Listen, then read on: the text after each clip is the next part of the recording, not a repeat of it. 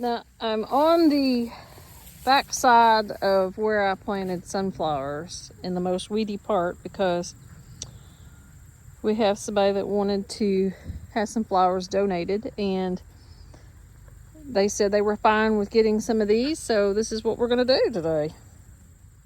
As you can see, the Papillion Center in Paducah, they're having a dinner tomorrow and wanted to know if we could donate some flowers. So that is what we're going to do. We're going to just go ahead and cut a bunch of these sunflowers.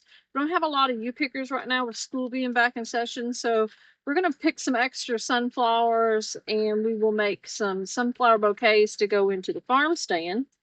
So let's get busy.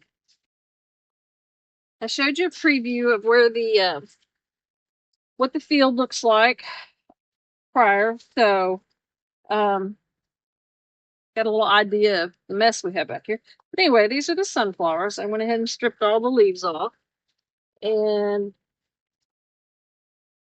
since these are going to go ahead and just be used for tomorrow's dinner, I'm not worrying too much about the sunflowers already being open. Now, like this one's a little bit bug eaten, but we'll go ahead and toss that one. And I'm just giving them a little shake so we won't bring any friends back to the cabin. But I picked this side of the field just in case we do get some more U-pickers for this week. They can have access to the easy ones over on the other side of the field. So we're just gonna fill this up just as much as possible here. That way the sunflowers don't go to waste, and they'll be donated to a good cause. The Papillion Center in Paducah is a non-profit. I think it's a faith-based counseling for families and kids, and they're having some type of dinner tomorrow. And so, truthfully, I guess I'm a little honored to be able to go ahead and donate these. But that way, giving back to the community and have a good excuse to harvest a bunch of sunflowers. Here, this one here, a deer ate off the top of it. We do have a lot of deer and turkeys back here in the back field, and so I really enjoy watching them. We're just going to continue, like this one here. It has a few leaves or petals eaten off of it, but it's all right. We'll make food later for the birds. It's like I have had some deer out here. Now, if you're new to harvesting sunflowers, you definitely want to have a good pair of gloves, because if not, then when you strip those, here we'll cut one as an example. Uh-oh. I've lost my spring off of my, here it is. Yay! Off my trimmers. That could be bad. So, let me fix this real quick here. There we go. Anyway, if you were to do this very much and just stripping the leaves off with your fingers, you'll get a residue. I don't know if you can see this or not, but you can see where I've done just a few like that, and before long your hands are stained, and they'll stay stained like that for a couple days, even doing dishes. Believe me, I know. But anyway, we're just gonna go ahead and harvest some more sunflowers. Now, if you're new to flower farming, or you're new to just wanting to plant flowers, yes, this is weedy and this is not how I planned it, but this was also a test area because back in the fall last year, I disced and bottom plowed this whole field and then sowed wheat in here. So the wheat was supposed to help minimize some of the weeds, and it really truthfully did a pretty good job. But in this section, for some unknown reason, we got this taller grass. But you know, like I said, it was an experiment, and when you do experimenting, you just really never know. But we're looking at doing a planter and not doing a spreader for this particular area. So that would be exciting. And then, of course, I hope you can see this. These are Cosmos, and I mixed some Cosmos in with the sunflowers. For one, I wasn't really concerned too much if I didn't have a lot of U-pickers back here, because the main goal was to see how many would actually fit in here, and then see how bad the deer wanted to try to eat them, and to see just how it would do with no post or pre-emergent, because like I said before, I don't want to use a lot of pesticides due to my MS and having the bees around to pollinate everything. So, you know, it is what it is. Gardening is a experiment.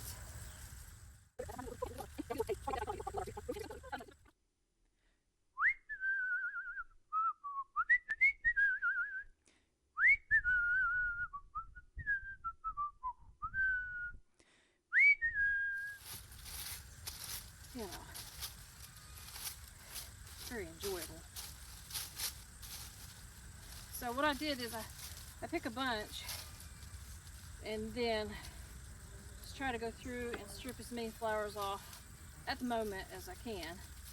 And then, now due to these are just going to be donation, I'm going to get the bulk of the flowers off, but I'm not doing any trimming or precise de-leafing. I don't know if that's really a word or not, but that's a Sandy word, okay? De-leafing. And they can do the rest when they go to set their bouquets up. Now, if I was making bouquets and putting them out either in the flower stand or doing deliveries or something like that, then of course we pick the prettiest ones that are not completely open, like this one. Pull this one out of the bunch here. If I was doing bouquets, that's what I would do. I'd get a bunch of these. See this? It's not all the way open, but you can see the coloring, because that one would have a longer base life and be prettier later on. Like I said, we're just gonna do basically a rough gathering here. Get them enough to where they can do several centerpieces, and they will probably also, you know, never hurts to get a mention for the business. But I think it's going for a good cause, and it's better than these going to waste. So why not? Like I said, I've got 115 pounds of seeds in a 2-acre area here that, well, these beauties just need to be enjoyed, simply put. And I hope that it's showing up on the camera, just even though we have these weeds, how beautiful it is out here. Nice, quiet. can't have a better view as far as flowers go. Now, sunflowers have been a learning experience for sure, because this particular variety is a, let me think, Paradovic. They use them a lot for food plots, creating spaces for dove hunting and that kind of thing. So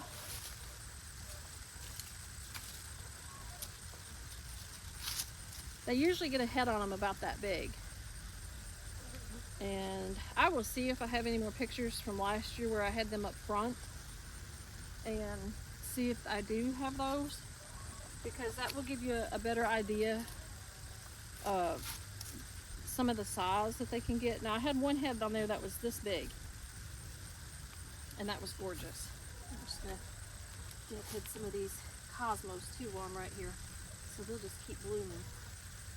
The idea was to plant all of this field all in here and just sort of let everything self-seed itself to see what happens for next year. And when the season is over and they've done died back and dried out, then what I will do is come in here with the bush hog them down, and then just disc over them so they are lightly pressed into the ground and not tilled under. And then that way, early in the spring, we'll have another flush come through here, because on top of that, probably, I don't know, since I have to have surgery next month again, I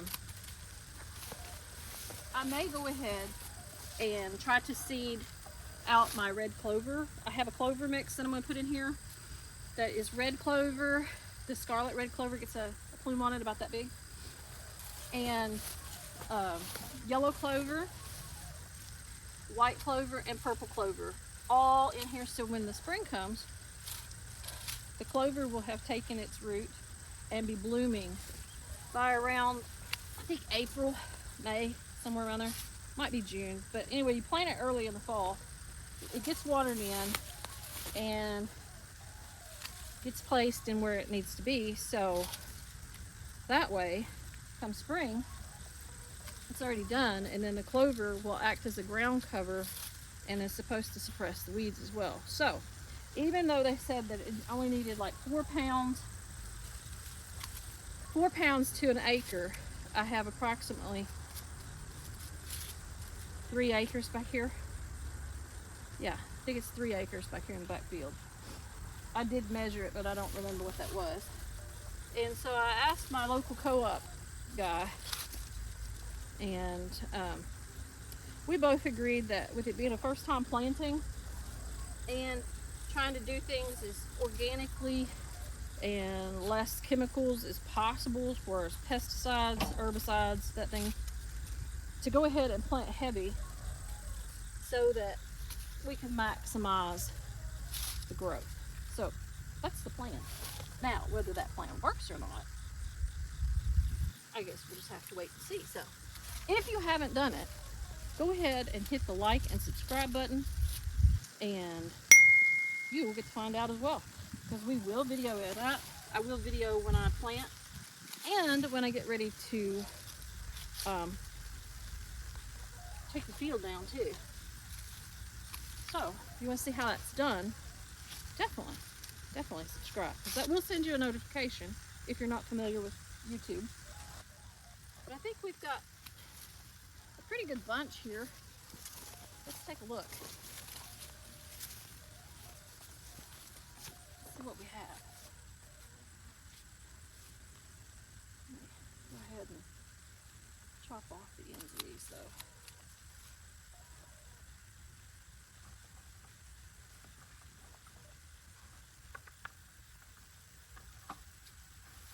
What do you think? More?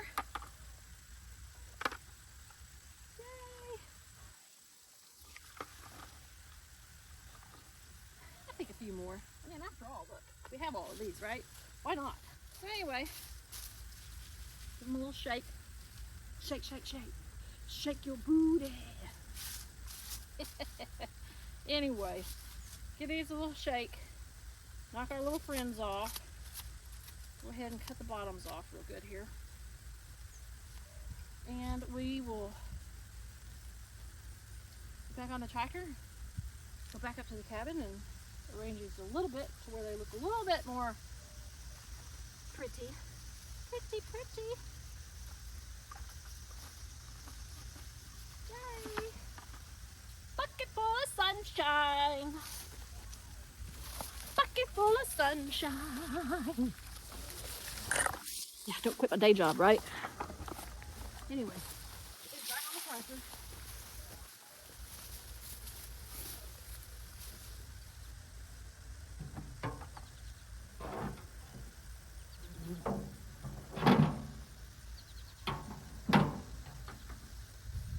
If you have not invested in a tractor, I highly recommend it. Now, last year I did everything by hand, and that about killed me. And this year, of course, I doubled everything because I took over the whole field back here, including what was up front. So, you know, like I said, if you haven't invested in a tractor, you really, really need to. I love mine. Mine is a John Deere 2038R, and I love it. Oh, Cosmos. All right, we're back at the cabin. And I look a mess, don't I? But look here. Yay! Look at all that. So we're just gonna put them up here on the cabin porch, and we'll get them ready for them to come and get. Yay! So anyway, we'll get these ready and put them on the porch. And basically all I'm going to do is just make sure that they're fluffed up a little bit, look good. See, like I have this one sticking out. It actually broke, but they might be able to use that for bud vase because I'm not sure what sizes they're doing, but we'll get these all turned around, put some water in them, and they'll go to a new home. So anyway, we'll go inside and get this taken care of. And I want to say thanks for coming along today. And until we put the next video up, y'all.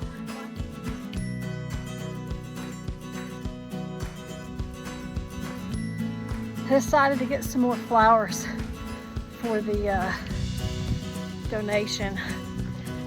I didn't film it for you guys, but look. I had to add some pops of color.